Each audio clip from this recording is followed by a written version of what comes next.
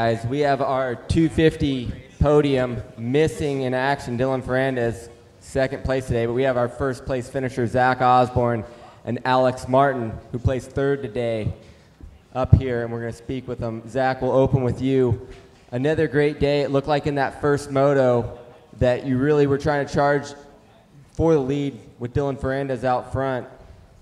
What was going through your head there in the closing stages of that race when you decided to just take it in for second? I had a couple places where I felt like I was better than him, but he had a couple places where he was better than me, and it was kind of a give and take every lap. And I felt like maybe if it were someone else, I would have had to take the risk to make the pass. But with Dylan being back a little bit in the championship and stuff, I just decided to ride it in for a second and take 22 points.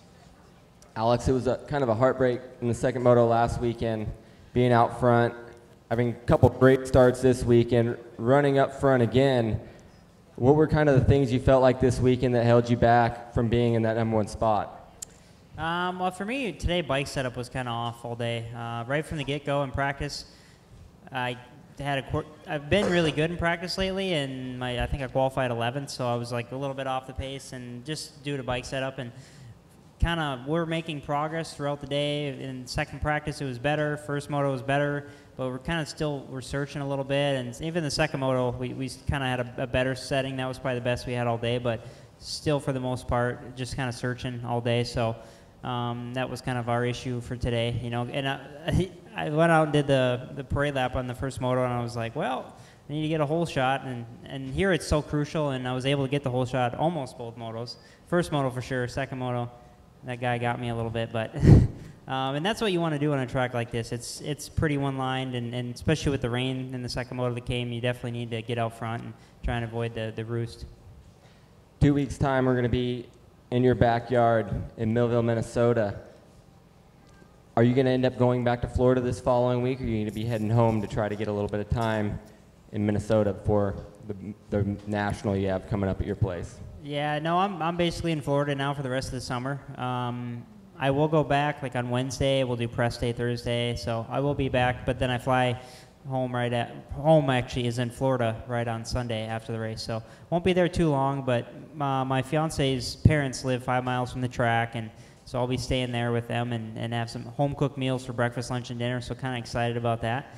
But for the most part, no, I won't be home too long. My brother is he went back after Redbud, and he'll be there until after Washougal. So. Right on. Any other questions? Zach, how did the conditions change out there during that second moto when it started raining?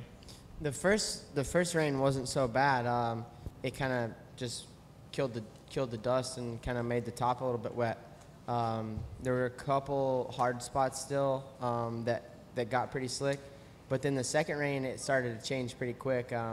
It just started to get kind of slushy and some longer like rut groove type deals that you had to be careful with. So it got a little tricky there at the end. Alex, I guess another question for you. In the first moto, when RJ Hampshire had got you for the lead, he was running a really good pace. I believe he might have set the fastest lap time in that moto. Was that something that you were shocked about?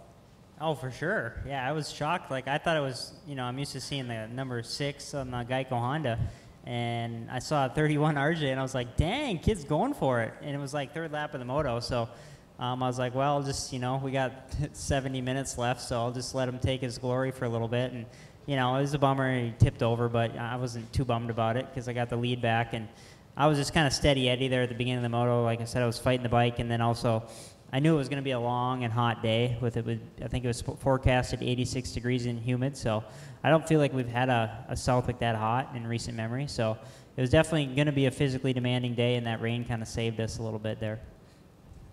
Alex, up on the podium, you were talking about you hung onto the goggles as long as you could, and sounded like you had some LASIK last year. Yeah, I've worn contacts for many, many years, since 5th grade, and it's been something I've been able to deal with. It's not really an issue, but you get sick of contacts and glasses after a while. So I found a really good LASIK surgeon up in the Twin Cities, and I mean everything went good. It was like I was in and out of the surgery room in 10 minutes. It was like maybe 2 minutes per eye, and the next day I went in and it was 2015 vision. Like, it was amazing. But then the first time I rode, we rode a sand track out in California, and I had to take my goggles off, and the roost was really killing my eyes. So that was one thing I was nervous about, was just the mud and having to take the goggles off and like hoping that my eyes would hold up to the task. And I mean, I guess we found out in the race today. It seemed to work all right, but it was not ideal. For both of you guys, it seemed like a lot of riders were struggling with bike setup and weird mistakes and crashes. Was the track forming up different than past Southwicks? Langston on the TV show thought maybe it was even harder and more slippery than even usual here. Was that weird for either of you guys? I felt quite the opposite. I thought it was way deeper than last year. Got some, some big sand whoops, and I thought it was really good. There's still a couple hard spots up on the top before you drop into that hole. That's super hard, and I mean the base in general is pretty tight. But I definitely thought that the race surface was way better this year. Yeah, me too. I mean, I knew right from the get-go it was deep, and I'd heard that they'd hauled in a lot of sand, so I was expecting that. And it seemed like there was a lot more rollers, and it was definitely deeper right from the get-go. And I think that's the first time I remember in recent memory where the times were actually faster in the second session. That's pretty rare, I feel like, at Southwick. And I think it's just a testament to kind of how us being second after the 450s and then them hauling the sand in and it being rough. And obviously they got rain yesterday, so it was pretty good conditions for making for a rough racetrack today. Did it throw even, okay, so it was deeper than you thought. Did that throw you off as far as setup or what you had expected coming in, or was it close enough to last year where you were fairly on point? And you actually switched bikes this year, so was that part of the problem? Yeah, I just don't maybe think that we rode like enough true sand tracks maybe coming in to have a good idea what we were up against. And obviously, I feel like it's hard in my old age maybe to hanging out there for those one-lappers in practice. I just felt like kind of a pansy out there, and these kids were just blowing my doors off. So, yeah. You can't complain about old age, Alex. The guy who beat you, he is older than you. 30 days. Yes. It's a tight battle there. But I just ran a little bit more sag and kind of pushed my forks through just to give it a little bit chopper effect to make it easier so I can pull across the bumps. And other than that, I've obviously ridden a lot in the sand, and I just kind of leaned on my technique and didn't change so much for the bike. I was pretty comfortable when we went out, and I'm not super picky when it comes down to the tiny things. I would rather just kind of be close and do the rest on my own sort of thing. Zach, I know you said you didn't even test going to Hangtown. You just rode what you had last year. Have you done stuff since then? Because obviously the season's going good, but it started good too. Yeah, we are now on an updated setting after between Colorado and High Point. I changed, or High Point and Muddy Creek. I don't remember. But yeah, we did a couple days of testing in Florida between those rounds and made a little change because I felt like it was a little stiff. Obviously, I lost some weight since last year and felt like we could make some gains. But I feel like at the same time, my strategy of starting where I stopped last year was a good call. One more for you, Zach. When it rains and it's nasty like that, you've got so much experience in these conditions that seems to help you. So just talk about that a little bit because you've ridden some tough stuff in the past. Yeah, that's kind of what I enjoy. That's my jam right there. I like that. I mean, Alex as well.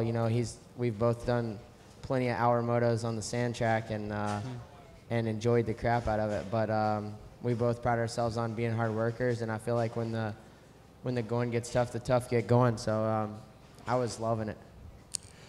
It's crazy to think, Alex, that in 2009 you had placed on the podium here. That was 8 years ago.